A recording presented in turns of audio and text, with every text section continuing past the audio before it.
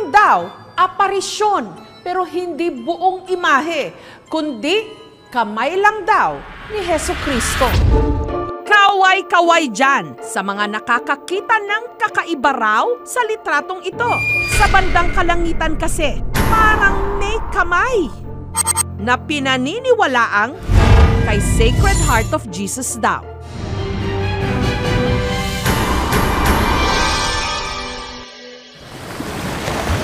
Nagsimula ang lahat sa beach resort na ito sa Panglao, Bohol, kung saan gamit ang cellphone camera ng 12 anyos na si Pedrito, nagpicture-picture sila ng kanyang mga kalaro. Ako naman.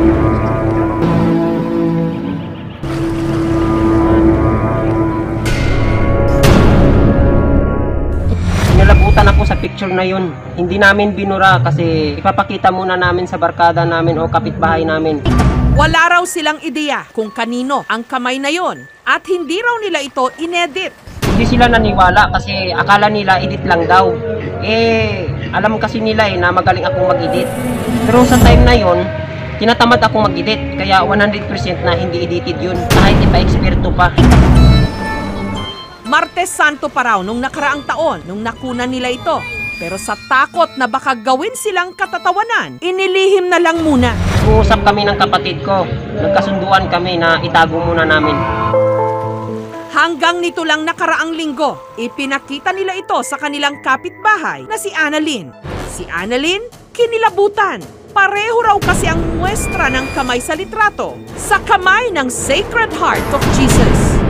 Sa imahe ng Sacred Heart, makikita ang lumiliyab na puso ni Jesus. Nakaturo ang isang kamay sa kanyang puso na may krus sa itaas at napapalibutan ng koronang tinik. Simbolo raw ito ng sakripisyo at kamatayan ni Hesukristo.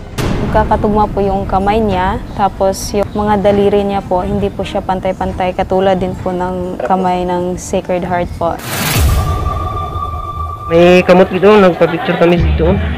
Kisigi mo po dito. At may koleksyon ng mga imahe nito mula sa mga litratong ginupit pa sa kalendaryo. Ate, tingnan mo to kasi parang magkatugma sa kamay ni Sacred Heart of Jesus. Nung nakita ko po siya, nabubuhayan po ako at nagkaroon po ako ng pag-asa na siguro kahit malayo siya, gagabayan siya ng Panginoon. Tama yung sinabi ni ate.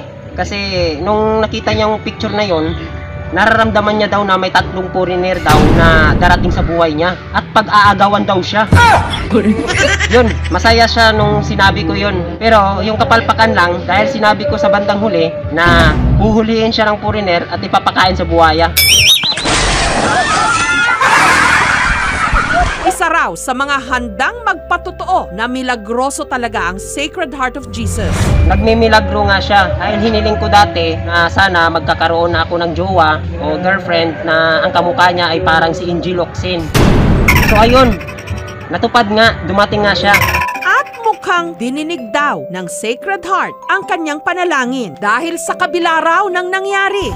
Ito ang first meet ko sa kanyang pagdating. Tinignan ko siya mula sa ilalim hanggang pataas. Na-surprise pa ako dahil ang babaeng si Angel Locsin ay nagiging Angel Duling. Napasabi tuloy ako sa sarili ko na swerte. Nagkaroon pa ng 10 mga anak. Masaya po ako dahil binigyan po ako ng 10 anak at yun ang pinakamaswerte. Bakit? Dahil ang 2 anak ko At 2 sa mga ito duling.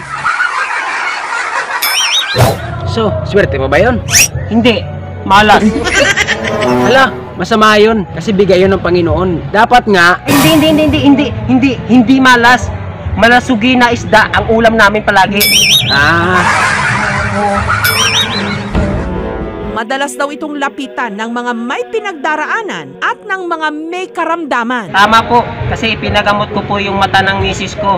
At sa wakas, ang kanyang matang duling ay nagiging tamang paningin.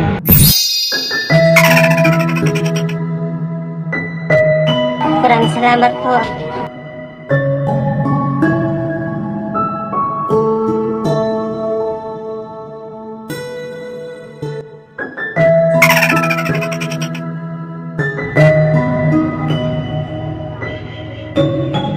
hindi ka na magsiselos. Kasi ikaw na lang mag-isa at hindi na kayo dalawa ang isa. Diba? Chance mo na at malaya ka na wala ka ng pagseselosan kasi ikaw na lang mag-isa. Solo mo na ang pagmamahal. Kasi mag-isa ka na lang at hindi na kayong dalawa. Kitang-kita ko sa dalawang mata. Ako naman. Sige. Tirano ko. Nalitratuhan daw sa kalangitan ng Bohol ang parang kamay ng Sacred Heart of Jesus.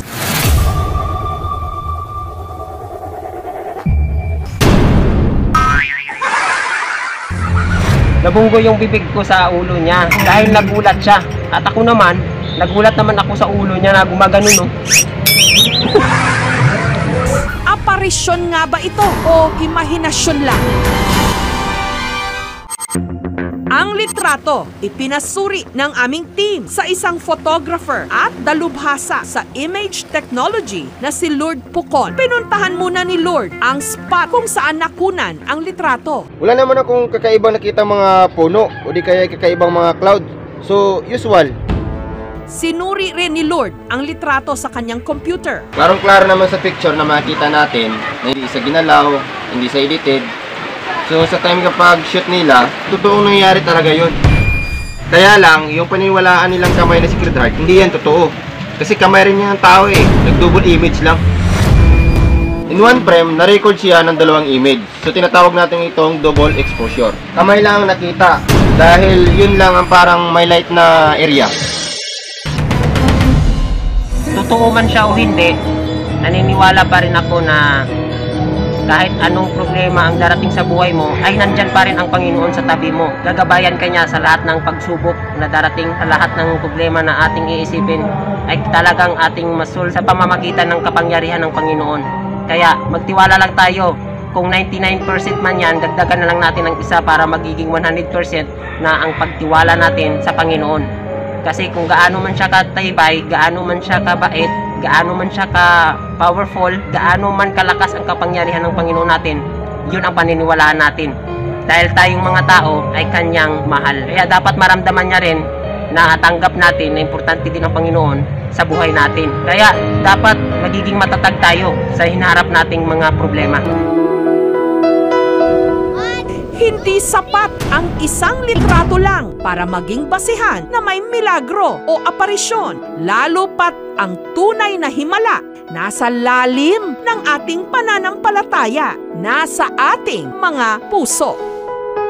Dito lang sa KMJS Parody. Sana po abangan ninyo ang aming video sa susunod na parody. Ang video na po ito ay parody lamang. Huwag nyo sanang seryosohin dahil for vlogging lang ito, for entertainment. Nagbibigay lang po kami saya sa inyo. Kung hindi man kayo naging masaya, skip nyo lang. Hindi naman kayo pinipilit.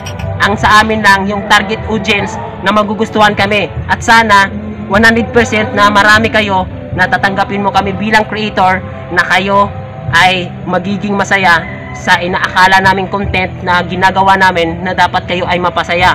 So, hanggang dito na lang. Ito nga pala ay KMJS Parody. Huwag seryosohin dahil ito pa ay for vlogging, for entertainment lang. And thank you for watching dahil tinapos mo ang video na to. So, abangan nyo na lang po ang next video. Magkikita na lang tayo susunod na video.